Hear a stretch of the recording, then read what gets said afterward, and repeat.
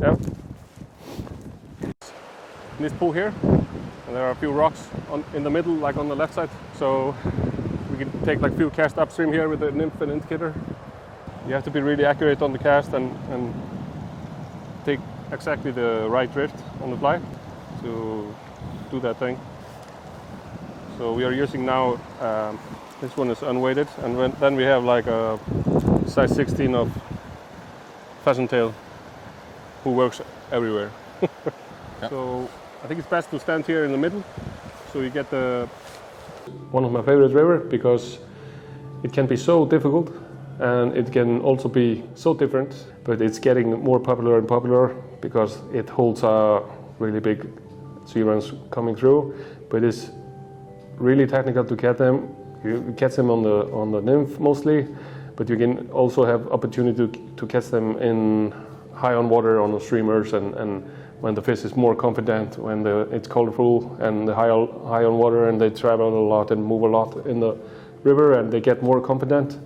But when a river is low on water, they stay in the pools to escape, and the oxygen goes down, and some of them try to hide like in the fast moving water, like I showed you guys, and the river is pretty warm, and they like to hide in the oxygen to get the oxygen through their mouth and try to survive, because they are slowly cooked almost, because the river is pretty hot. And yeah, if you know, like, they can be everywhere, as I showed you guys, like in every pocket and every like fast moving water, and it's pretty fun to spot them and sight fish them, and like we did. There's like a total dream coming true from you, sight fishing a 31-inch sea run. So yeah, this is one of my favorite rivers because it's pretty close to Reykjavik, and it can afford like a lot of different. Right, exactly there. Where you see that fish come up? No, I didn't see that one. No, really? Yeah, a big one. Yeah. Okay, nice. But way up in the foam. Okay. Right here.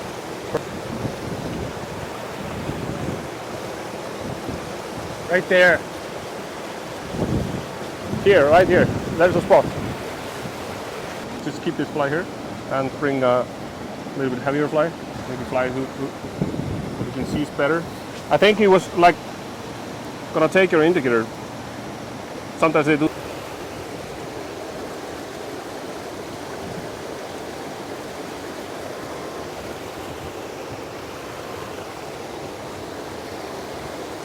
Pretty hard.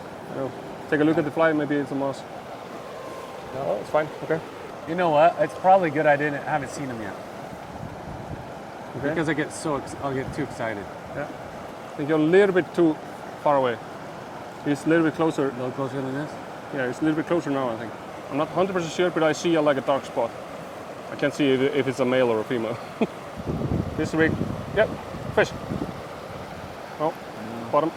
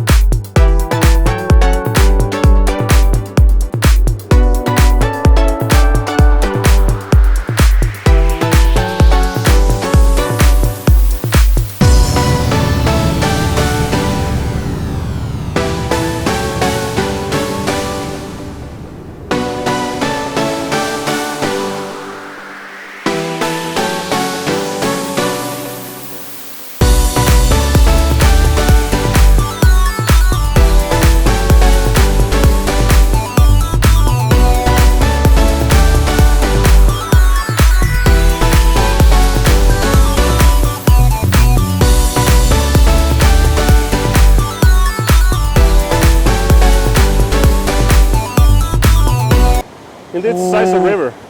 My goodness. Can you imagine? Wow. I'm gonna record you putting it in the water. Yeah. With this one. Underwater. Are we good? Yeah, I did the picture. All right, so we're gonna release you now.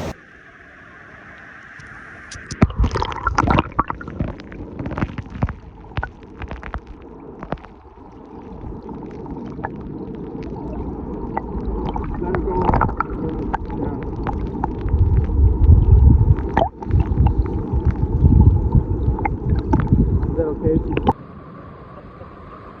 Wow. I made today. Yeah, like.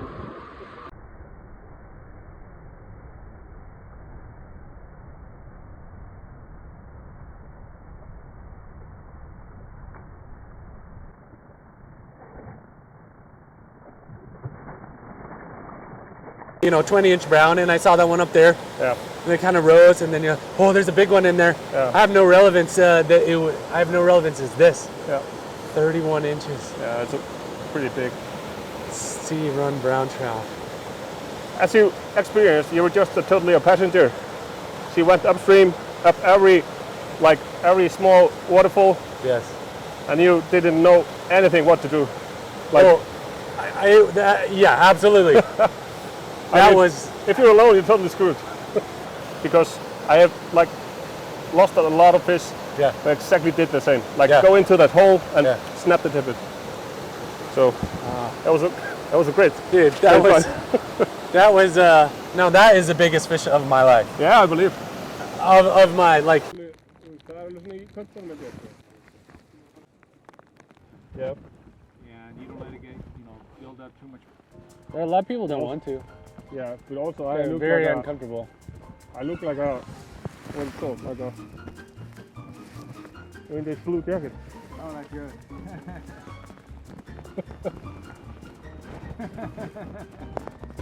I have a lot of stuff here, so I can keep untangling all the bird nest and that you're making, and like That was me. it's been a lot of work, guys. Like untangling the nest from the guys, and I can't feel my finger anymore because they are like they get one cast, take another cast, and blew it out. And I've never been with guys who tangle that much, really. So what you're gonna see later is like once in a lifetime, I think, for guys with this less skill. So stay tuned. When you say guys with less skilled, you're not talking about us for sure. You're talking about somebody else, right? No, I'm talking about you guys because you were always tangling and I'm always trying to tell you where to put the fly, but it always lands somewhere else.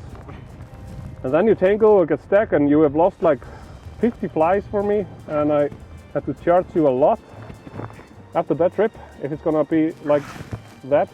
So yeah. So one thing that's a little bit different is you told me in the beginning of the trip if I lose a fly, I have to pay you back for it. So what is it? What's the tab at? Like how much? Yeah, I never. Right now? Yeah. It's getting higher and higher. Cover element. It's funny because it's true. Like we are losing flies and we are missing fish, and we didn't bring the proper rain gear, and we're cold. Our fingers are not used to Iceland weather. Yeah. I mean, look at this prime fishing jacket here. This is not a fishing jacket. Yeah. What kind of a jacket is it? It is not a rain jacket. No, this is like a windbreaker. Look at that thing, it's soaked all the way through. It's a good thing I got another layer underneath. Yeah, Oh really? A better layer. that's keeping you dry, not the outside there. No, not the outside one. Yeah, we come to Iceland and we we bring these rain jackets that we're used to, maybe light rain. We're not used to all this wind and that kind of thing, and just we put it to the test, and we realized it's not up to par. No, this thing's like a shitty jacket, shitty rain jacket. Yeah, the real test is here in Iceland. So, well, it landed like really unusually. We don't get tangles like you were just saying. That is, you're No, I took it back. you're exaggerating. And also, you have to stop striking like a ninja. you have to let it flow a little longer. Yeah. Okay, let it go. Let it go. Let it go. Pick it up slowly. Okay. We have to make like a little bit longer cast if you can reach further than that, and more to the left. Yeah, perfect. Okay, so let it drift down here.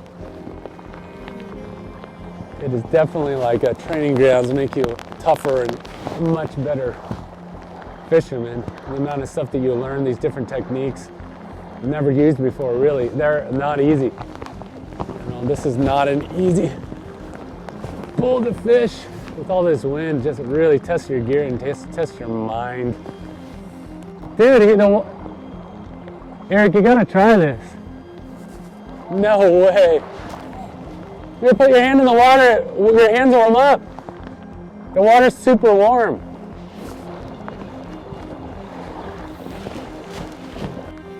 How do you catch a fish that big on something? Usually it's like you'll catch the bigger ones on the smaller flies. Yeah, it's like that.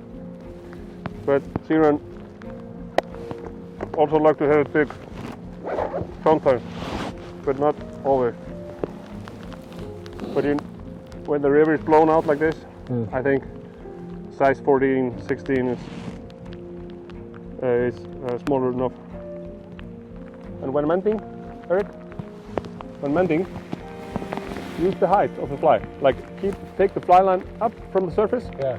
and whip it. Like that? Yeah, just hold it up and you use it as a whip in front of his face, so he didn't like fit in the net. It was so. All right, so we're gonna do cheers to the biggest sea run I have ever seen in my life, ever imagined Yeah, it's great. in my life. My pleasure to be with you. Yeah. So that's a like a dream come true. Absolute dream to come to Iceland and do this. Yeah. Oh, just incredible. And here we're on our fishing break. We're gonna drink some beers and go back and fish more. Yeah.